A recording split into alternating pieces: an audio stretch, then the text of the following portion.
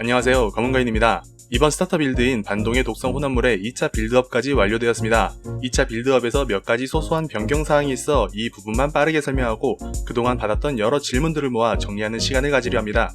먼저 가장 큰 변경은 대형 스킬군 주얼입니다. 기존의 공략에서는 카오스 피해 8구에 변함없는 합, 불경한 은총, 음울한 관념을 사용했고 이번에 알려드릴 것은 공격 피해 8구에 무예 기량, 광분 조장, 환란입니다. 이전과 마찬가지로 환란은 사용하지 않는 노드이며 광분 조장의 흡수 시 공속과 무예 기량의 공속, 정확도 등이 유효합니다.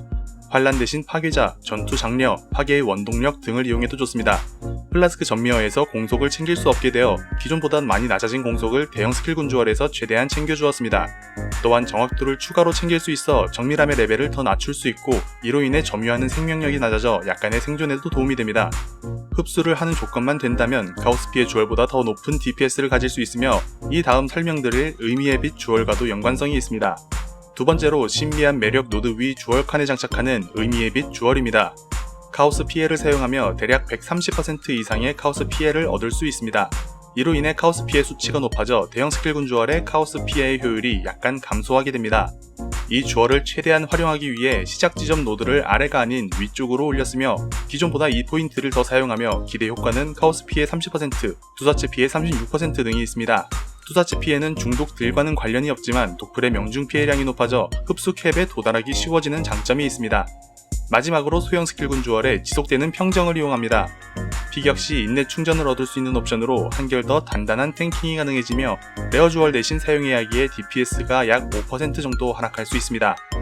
이 세 개의 변경점은 제가 이번에 진행한 빌드업으로 굳이 따라하지 않으셔도 되며 이런 식으로 약간의 변형도 가능하다 정도로만 넘기셔도 좋습니다. 이전에 올린 2차 빌드업을 그대로 따라하셔도 무방하니 이미 세팅을 완료했다면 굳이 무리해서 바꾸지 않으셔도 됩니다. 영상의 더보기란에 각 1차별로 진행한 빌드의 POV를 남겨놓을 테니 하나씩 목표로 잡고 빌드업을 하시면 무난하게 진행이 가능하실 거예요. 6일차 빌드로 돌아본 17티어와 끔찍한 영역을 배경으로 하나씩 알아보도록 하죠.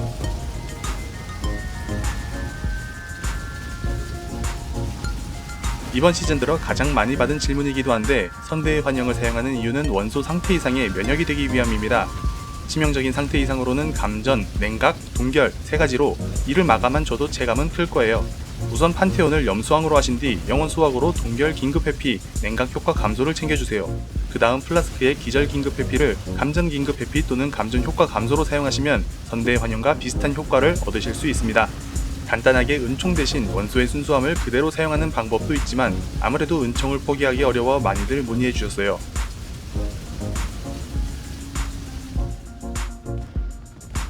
우선 이번 빌드의 방어 메커니즘상 물리 피해를 대처할 수 있는 방법이 컨버트 말고는 없습니다.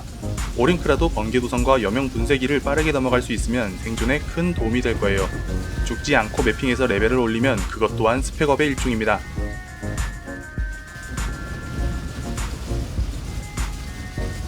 (1차로) 흡수 불가, 플라스크 충전량 감소는 무조건 피해주시는 것이 좋습니다. 2차는 재생 불가로 간혹 흡수를 못해 만화가 비어있을 경우 스킬을 사용할 수 없는 상황이 있기 때문에 되도록이면 피하는 것이 좋긴 하지만 돌지 못하는 모드는 아닙니다. 3차는 중독 회피, 효과 범위 감소로 딜량에 관계 있는 모드이며 굳이 피할 필요는 없지만 영향은 있는 옵션입니다.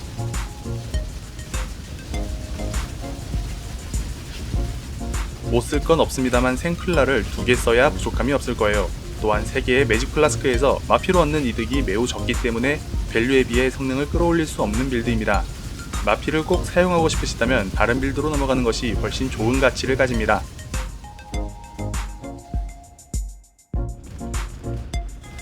처음에는 준, 의식, 역병, 야수를 했습니다.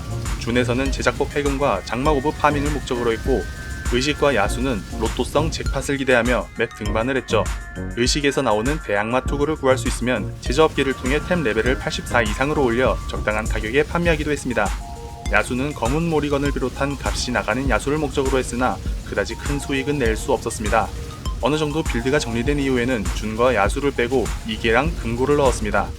둘 다 매핑에 방해되지 않는 선에서 가볍게 즐길 수 있는 파밍으로 2계에서는 더럽혀진 연결 오브가 주 수익원이었고 금고는 단순 모팩을 늘리는 용도로 사용했습니다.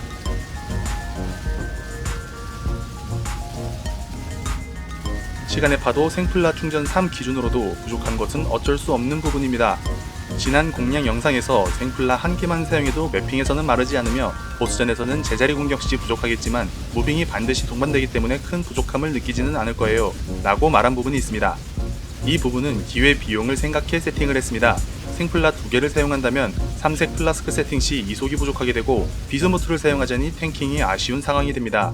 생플라 1개로도 어떻게 비벼볼 여지가 있는 허리띠를 착용하고 있으니 플라스카가 비는 시간에 낮아진 DPS를 대가로 더 높은 탱킹을 챙긴 것이죠. 안정적인 탱킹이 가능하기 때문에 제자리에서 플라스크를 던지는 것이고 그렇기 때문에 플라스크가 부족한 현상이 생기는 것입니다. 이 영상 끝에 있을 17티어 보스전과 끔찍한 영역에서의 보스전 때 생플라를 중점적으로 보는 것도 좋은 포인트가 될 거예요. 만약 그럼에도 난 생플라 2개를 사용해야겠다 하신다면 보스전에서만 수은 대신 생플라로 교체해서 사용하는 것도 하나의 방법이 될 수 있습니다.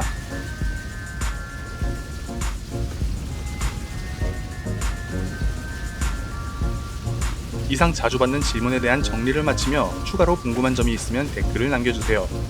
시청해주셔서 감사합니다. 보신 김에 조금만 더 시청해주세요. 검은거인이었습니다.